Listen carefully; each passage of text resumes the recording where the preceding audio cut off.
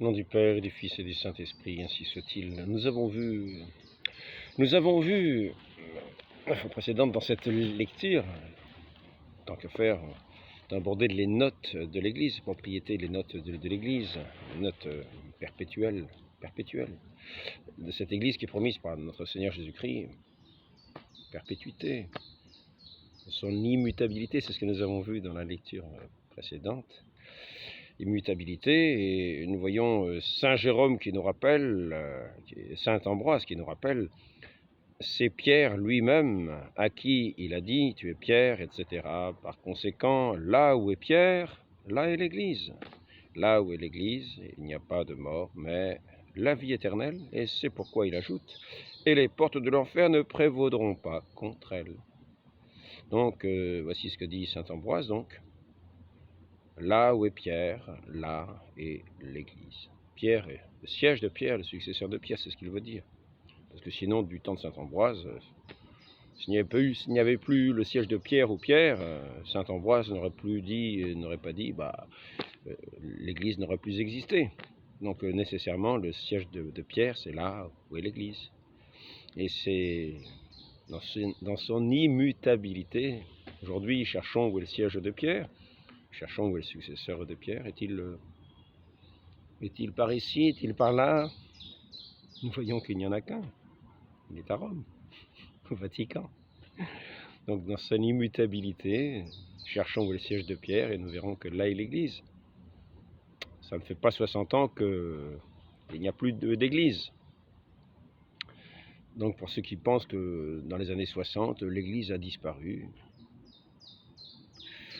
Donc ce n'est pas le cas. Maintenant prenons l'article de la visibilité. Visibilité. Peut-être on veut la référence de saint Ambroise. Référence de saint Ambroise. Énard. Alors je ne sais pas ce que c'est, Énard. In psaume 40, verset 30, M14, 1082. Pour ceux qui s'y connaissent en référence, ils trouveront. Sinon, ils prennent le livre Précis de théologie de Bartmann. On continue la lecture. La visibilité de l'Église, paragraphe 148. L'Église fondée par le Christ est essentiellement et nécessairement visible,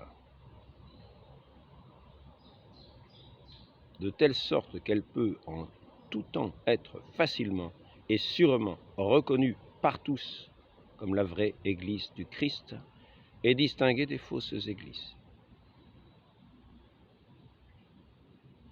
Par tous. Musulmans, juifs, etc. Tous savent la reconnaître, savent où elle est. Ce qu'on appelle l'Église catholique. Distinguer des fausses églises. Sous le nom de visibilité de l'Église, on entend certaines propriétés extérieures et perceptibles par lesquelles elle peut être reconnue par tous comme la véritable Église du Christ. On distingue une double visibilité de l'Église. Une visibilité matérielle et une visibilité formelle. La visibilité matérielle consiste dans la foule extérieure de ses membres. Cette visibilité matérielle n'est contestée par personne.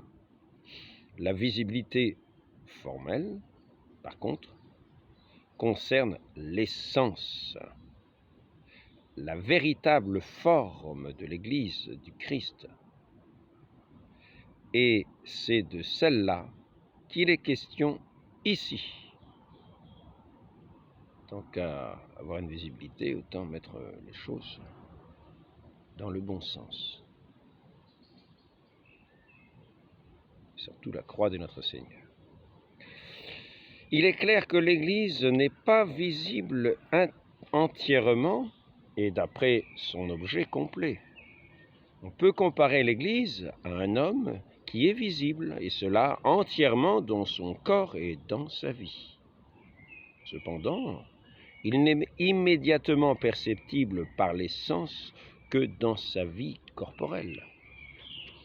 Pour ce qui est de l'âme, il ne peut être connu que médiatement. c'est-à-dire par des médiations. Et spirituellement, il y a en effet une double visibilité, une visibilité sensible et une visibilité intellectuelle. Il y a aussi dans l'Église plusieurs éléments essentiels comme la hiérarchie,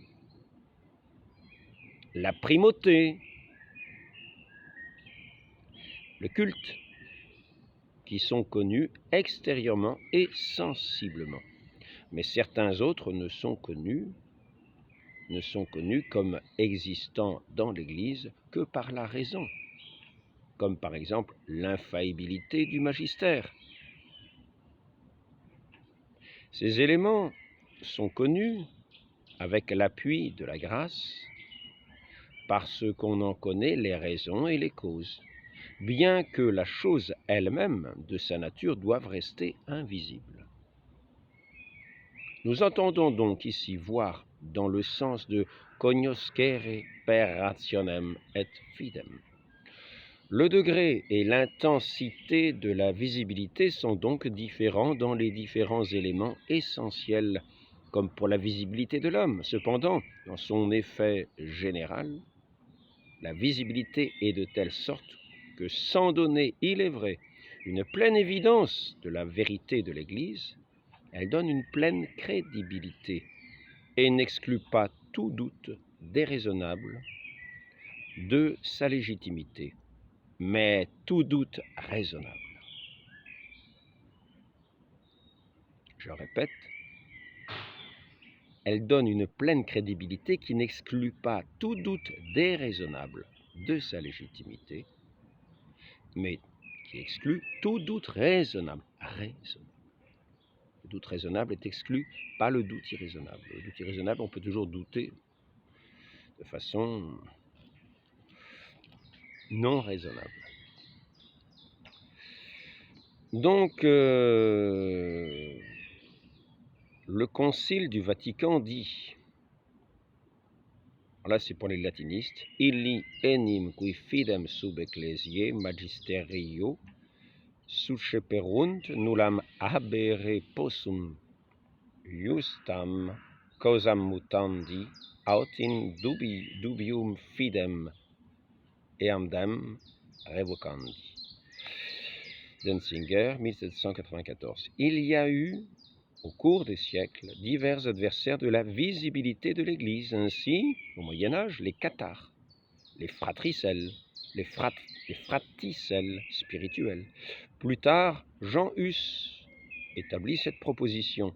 Il n'y a qu'une seule sainte Église universelle. C'est l'universalité des prédestinés. Denzinger 627. De même, Calvin, lequel, tout en insistant sur l'Église invisible, admettait encore une Église visible.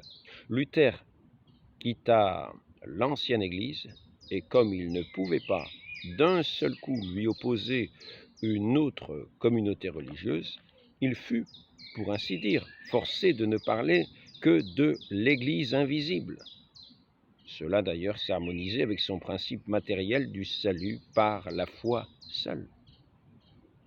Mais les fanatiques exaltés qui en appelaient à la voix intérieure du Saint-Esprit pour légitimer leur tendance révolutionnaire, le forcèrent à se réfugier dans la notion d'une Église autoritaire.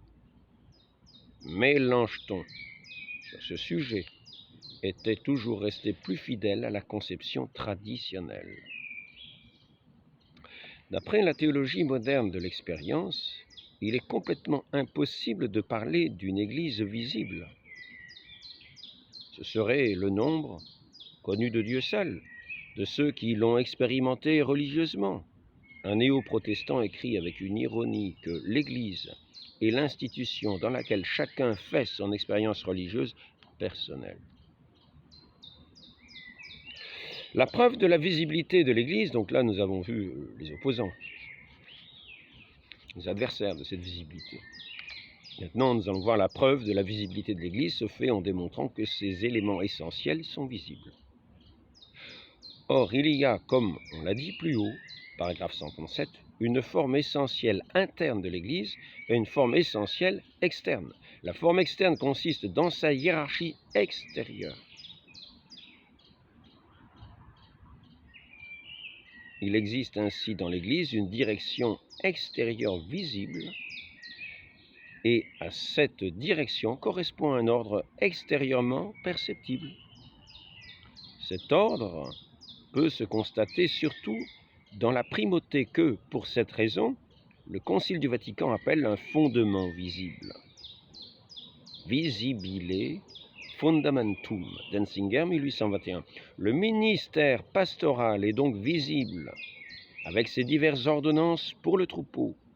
Ensuite, le sacerdoce est visible dans ses représentants consacrés, comme dans l'exercice du culte, visible et externum sacerdotio. Au sujet de la hiérarchie, n'oublions pas que la hiérarchie est un ordre d'autorité, qu'il est lié à la juridiction.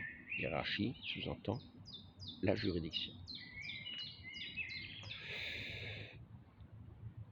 Est visible enfin le magistère infaillible, sinon dans son caractère infaillible, du moins dans son activité jusqu'à la fin du monde. Cependant, l'infaillibilité est connue spirituellement et non vue sensiblement. Elle est connue par suite des promesses qui ont été faites au magistère par le Seigneur. C'est ce qui fait dire que l'ensemble des évêques d'un même mouvement ne peuvent pas faillir. C'est quelque chose que je rajoute, comme dans un concile, même en cas d'absence de pape. Concile général, même s'il est incomplet par l'absence du pape. Même pour ce qui est de la forme essentielle interne de la foi, l'Église est visible jusqu'à un certain degré. Sans doute la foi en elle-même, en tant qu'acte du fidèle particulier, n'est pas vue, mais jugée par Dieu seul. Mais la foi en tant que vérité objective, acceptée généralement par la communauté ecclésiastique et exprimée dans des formules particulières, manifestée par la participation au culte et au sacrement, et surtout par la véritable vie chrétienne, prend elle aussi un certain aspect visible. Jésus veut une Église visible, de même qu'il est lui-même la lumière du monde. Il appelle ses disciples, eux aussi, la lumière du monde. Et une ville sur la montagne, Saint Matthieu chapitre 5, versets 14 et suivants, une ville sur la montagne. Il faut rappeler ici les exhortations que fait le Seigneur de confesser son nom, de recevoir ses sacrements, de célébrer son nouveau culte, de réciter en commun sa prière, le Notre Père. Dans tous ces actes importants doit se manifester non seulement une visibilité matérielle quelconque, mais précisément la visibilité formelle et essentielle. On ne doit pas seulement voir l'Église dans ses disciples, mais encore on doit la reconnaître et la distinguer en eux, qui sont les siens, comme la véritable Église. Le signe distinctif sera surtout la vie de charité. Tout le monde reconnaîtra à ceci que vous êtes mes disciples, si vous vous aimez les uns les autres. Saint Jean, chapitre 13, verset 35. Saint Paul nous représente sans doute l'Église comme un corps mystique du Seigneur et nomme volontiers l'Église, à cause de son origine surnaturelle, l'Église de Dieu. Mais il ne veut pas dire par là que les fidèles ne sont unis que par un lien invisible avec Dieu et ne le sont pas entre eux par un lien visible. Indépendamment de ces épîtres pastorales que les adversaires tiennent pour suspectes, il mentionne dans ses épîtres indiscutées les chefs visibles de la communauté. Ainsi, dans Romains 12, verset 8, dans la première épître aux Corinthiens, chapitre 16, versets 15 à 18, 1 Thessaloniciens, le premier livre de Thessaloniciens, chapitre 5, versets 12 et suivants, Philippiens, chapitre 1, verset 1, Actes des Apôtres. Dans les Actes des Apôtres aussi, on voit chapitre 14, verset 22, chapitre 20, verset 28. De nombreuses objections ont été élevées contre la visibilité de l'Église, mais ces objections ne prouvent qu'une chose, c'est que l'Église a aussi un côté spirituel et idéal. Elle ne prouve pas qu'elle est entièrement invisible. On explique ainsi, Saint Luc, chapitre 17, verset 20 et suivant, Éphésiens, chapitre 5, verset 27, Hébreux, chapitre 12, verset 22 et suivant, Saint Pierre, première épître de Saint Pierre, chapitre 1, verset 4 et suivant, et cependant, la première lettre de Pierre, chapitre 5, verset 1 et suivant. Mais objecte-t-on, le Seigneur n'a-t-il pas dit lui-même que son royaume est caché aux prudents et aux sages, et qu'il n'est révélé qu'aux petits? Ah, Saint Matthieu, chapitre 11, verset 25. Et ne doit-on pas croire à l'Église? Or, si on la voit, comment y croire? Il faut répondre que l'Église a aussi un côté purement spirituel, et que surtout la fin dernière de l'Église se trouve dans l'au-delà. L'Église est l'image de son divin fondateur. Le Christ, lui aussi, était visible et légitime, et légitima pour toute raison saine son titre de Fils de Dieu. Cependant, il exigea la foi surnaturelle en lui. C.F. Bellarmin de Ecclesia Militiae, chapitre 3, 15 ad 6. Autiger 2, 492 et suivante, page 1, 218. Les pères, leur conception de l'Église visible résulte déjà de tout ce que nous avons exposé de leur notion de l'Église. Quiconque affirme la hiérarchie, le magistère extérieur infaillible, la profession de foi, le culte, les sacrements, comme des éléments essentiels de l'Église, enseigne aussi implicitement sa visibilité, qui est un fait, qui fait partie de la profession de foi en l'Église. Ce sont des caractères de l'Église. Ils font partie de son indéfectibilité, de son immutabilité. Les pères aiment à comparer l'Église à cause de sa perceptibilité à une lumière qui éclaire le monde entier. Saint Irénée, AH 5, 20, 1. Saint Cyprien, De Unitate Ecclesiae 5. Saint Athanase, in somme, alors là ça se complique, 88, 38. Saint Jean Chrysostome, Homilia antequam iret in exilium, 2, M52, 429. Saint Ambroise, in somme, 118, sermon 5, 7, M15, 1253. Saint Jérôme, peut-être c'est Isaïe, je ne sais pas, ça doit être Isaïe, je pense, 9, 29, M24, 330. Les adversaires citent volontiers saint Augustin en faveur d'une église purement invisible et spirituelle. Or, saint Augustin atteste nettement la visibilité de l'Église dont il était un évêque. Une ville placée sur une montagne ne peut être cachée. Il arrivera à la fin des jours que la montagne de la maison du Seigneur sera établie au sommet des montagnes. Isaïe 2, chapitre 2, verset 2. Qu'est-ce qui est aussi manifeste qu'une montagne? Cependant, il y a aussi des montagnes inconnues. Mais il n'en est pas ainsi de cette montagne, parce qu'elle remplit toute la face de la terre. In Épître Saint Jean, tome, je pense que c'est tome 13, ou peut-être 13, ou 1.13 peut-être, 1.13 peut-être, M35, 1988, CFC Lit Pétil 2. Alors chapitre 2, 32, 74, M43, 284. C'est un code secret pour accéder à des connaissances très visibles.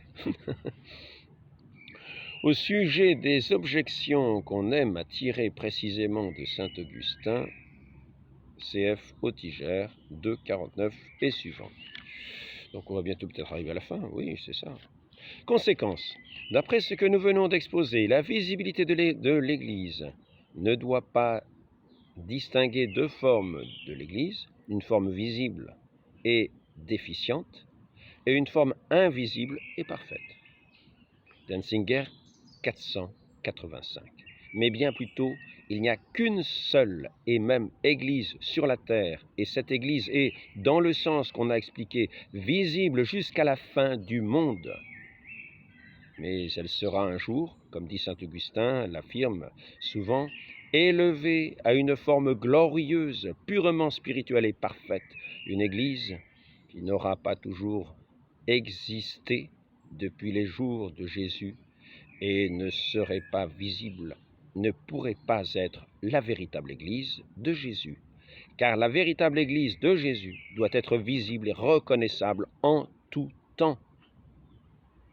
L'Église visible du Christ est antérieure aux membres qui y entrent. Donc je recommence. Mais elle sera un jour, comme saint Augustin l'affirme souvent, élevée à une forme glorieuse, purement spirituelle et parfaite. Peut-être emportée, mais car ce sera la fin du monde. Là, nous sommes encore ici. Tant que nous sommes ici, l'Église est là aussi. Elle est là où est Saint-Pierre, comme nous dit saint Ambroise. C'est-à-dire le successeur de Saint-Pierre. Donc je répète ici la phrase. Une Église qui n'aurait pas toujours existé depuis les jours de Jésus et ne serait pas visible, ne pourrait pas être la véritable Église de Jésus. Car la véritable Église de Jésus doit être visible et reconnaissable en tout temps. L'Église visible du Christ est antérieure aux membres qui y entrent. Ceci à l'adresse de ceux qui pensent qu'ils ne peuvent plus aller au sacrement. Si l'Église est là, les sacrements sont là. La foi est là. Les seuls qui manquent, c'est eux. Demandons cette grâce de reconnaître l'Église de notre Seigneur Jésus-Christ, une, sainte, apostolique, catholique.